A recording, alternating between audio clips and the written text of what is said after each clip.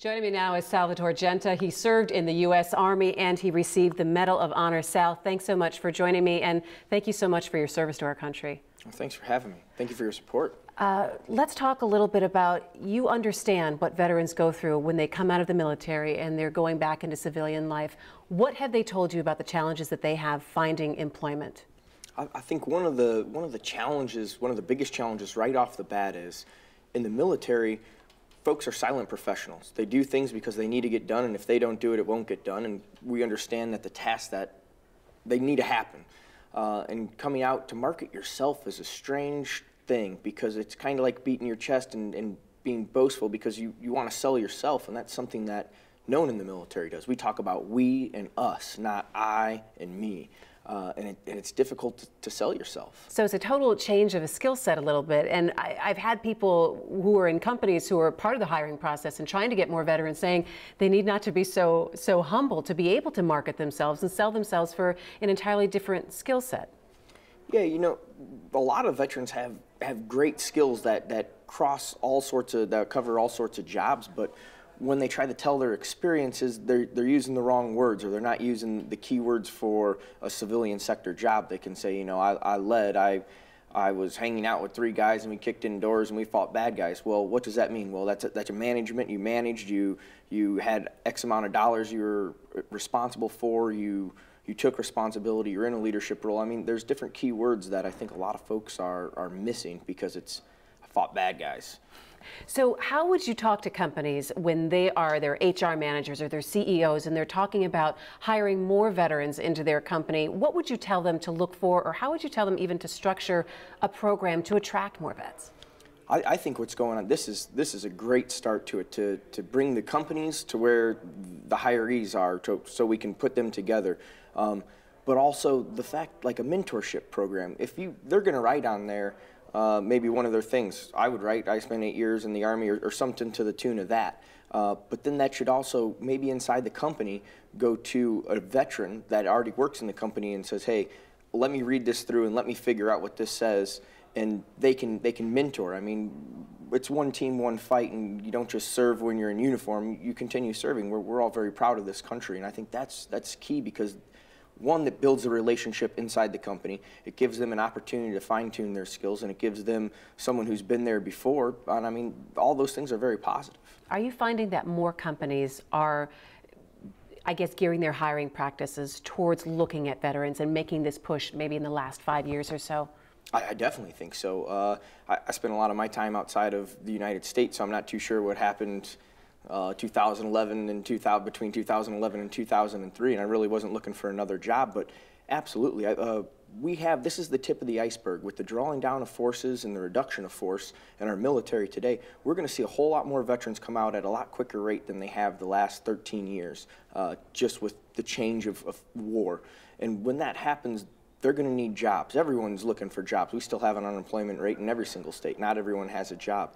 But these are motivated people. When they join the military, they didn't wait in line to join and serve their country. I don't think they should have to wait in line to get a job when they return. Now, you go out and you do speaking all over. What are veterans telling you? What are some of the concerns that they're telling you? It's difficult. It's difficult, one, to sell yourself. It's difficult to see the value in some of this stuff, because everything before was cut and dry, right or wrong, forward, backwards. And now in the civilian sector, things are kind of hazy and gray, and it's awkward. And this might be right, but I don't understand totally what you're asking me for, because in the military, it's, hey, do this because it needs to get done, or hey, follow me, I'll show you the first time, and let's go on. This is all very new. The majority of people that went into the military went in at 18 years old, or went in at 23 years old. This was their first real job they've ever had, and so you spend 8 years, 10 years, 20 years in, you can have a 40-year-old man or woman retired from the military looking for a job who this might be their second job they've ever had in their entire life, and the first one they didn't have to interview for.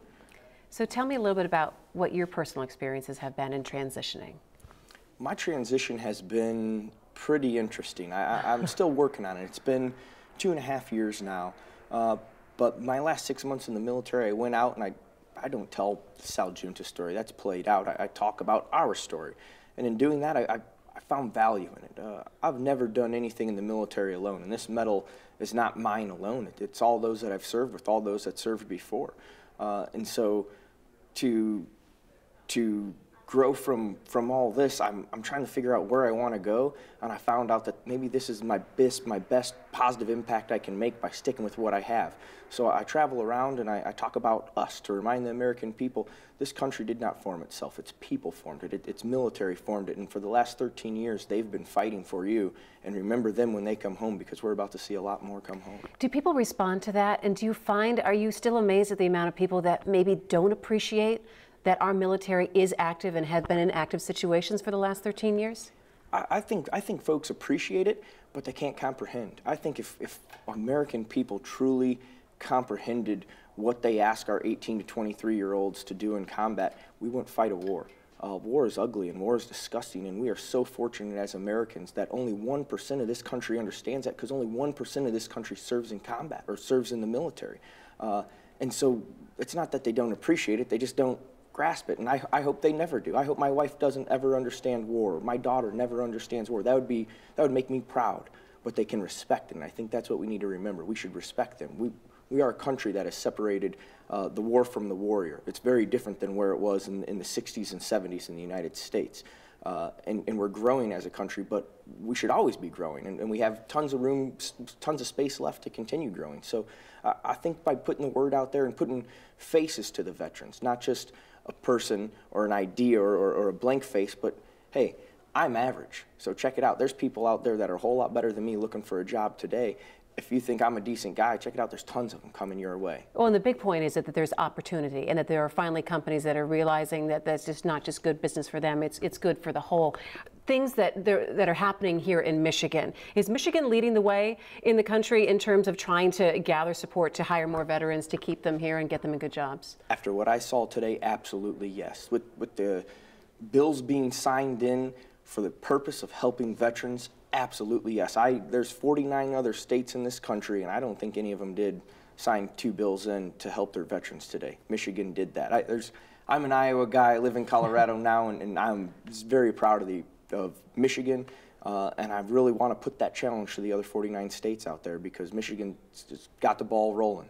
All right, so you're taking this message all around the country, and you're speaking out to company leaders and to veterans alike. What do you want to see happen in 5 years? Give me your crystal ball look. Ooh, I would like to see, I don't want people just to hire veterans.